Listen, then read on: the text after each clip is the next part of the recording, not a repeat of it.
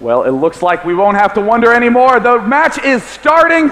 5 more seconds until the countdown hits 0, and game 1 on Metalopolis begins.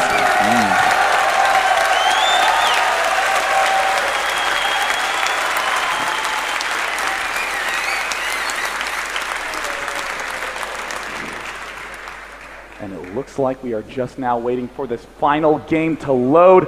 Huck has only lost 1 game this entire tournament, has not lost a single set. Moon has lost a couple more, has a lot of 2-1s under his belt. Let's see if he can pull it off. And the game is almost done loading. I cannot wait, Diapollo, to see what these players will have in store. And there it is. We are in it. We're in game.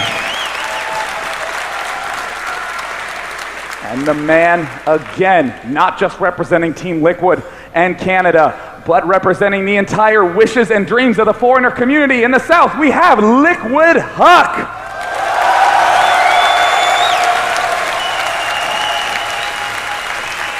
And oh, Moon is going to be very excited. Turns out it is a cross-map situation. The Warcraft 3 superstar coming all the way from South Korea, the last top Korean pro gamer remaining. We Made Fox's Moon! Look at that solid face. He is looking determined to take down Huck, and we'll have to see, can he prove to do so. 5-0 Huck in the groups, then going 2-0, 2-0, 2-0. 16-1 record overall. Moon with 14 wins, 4 losses, has dropped a few games.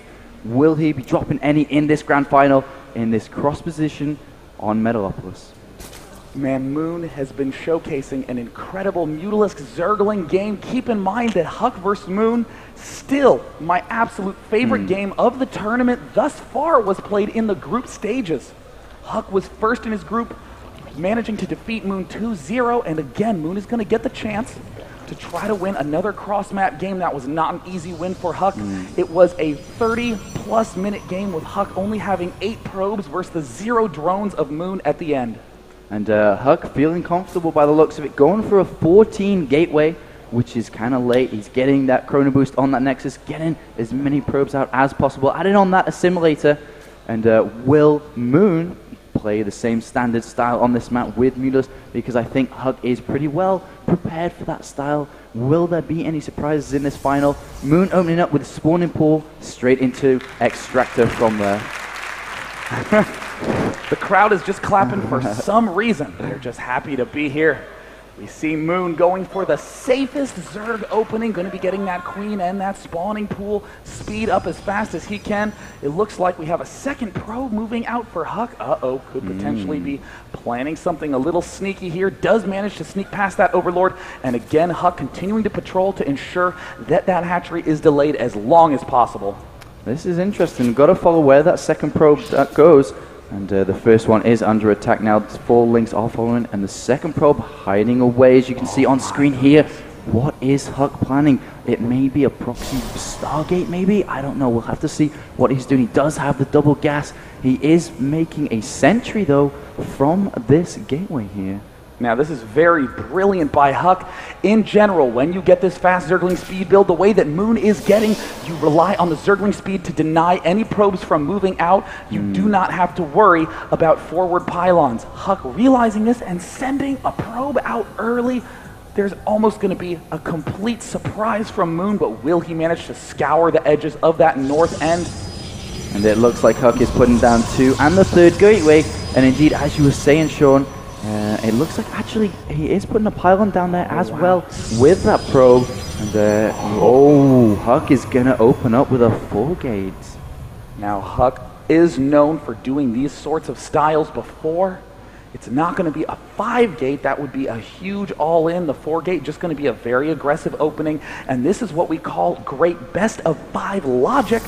Huck more than willing to do an extremely risky play in game 1 to make Moon feel extremely uncomfortable in the remaining best of 5, and we see another forward pylon going down for Huck. Will Moon spot that? If Moon spots that and picks it off, Moon will likely be convinced that he is going to be safe from any harm. And oh my gosh, the Roach Warren only starting just now. But we do have an Overlord moving on the natural here, Day 9. It is heading in that direction to that pylon.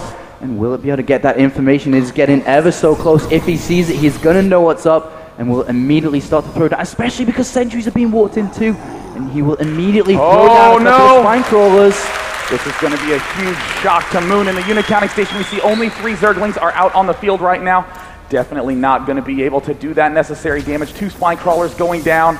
And it looks like Huck boldly actually going to go target fire. This Overlord now warping in. A Zealot has a lot of resources and is moving forward to do a lot of early damage. 3 more Zealots warping in. And off come all the drones. 14 Lings are about to come out too. They all have speed, by the way. How good are these force fields? Oh, does throw down some nice force fields, but he has not had any time to charge the energy. And oh no! Trapping all the drones! Liquid Huck in a great position, now getting reinforcements from below, but the spine crawlers do finish. Huck may have to pull back and play defensively for now, but he's going to pick off these 2 Overlords. Perhaps Huck is going to go for it. No, Jukes back and forth, just going to pick off that Overlord, and he does get it. And oh, Stalkers join the fray. Oh no, the hatchery is taking fire here.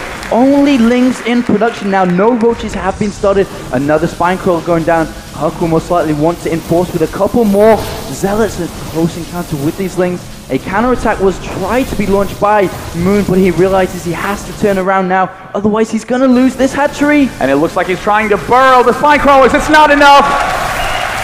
Liquid Huck taking down. Oh, and it may trap the Queen. He does get it.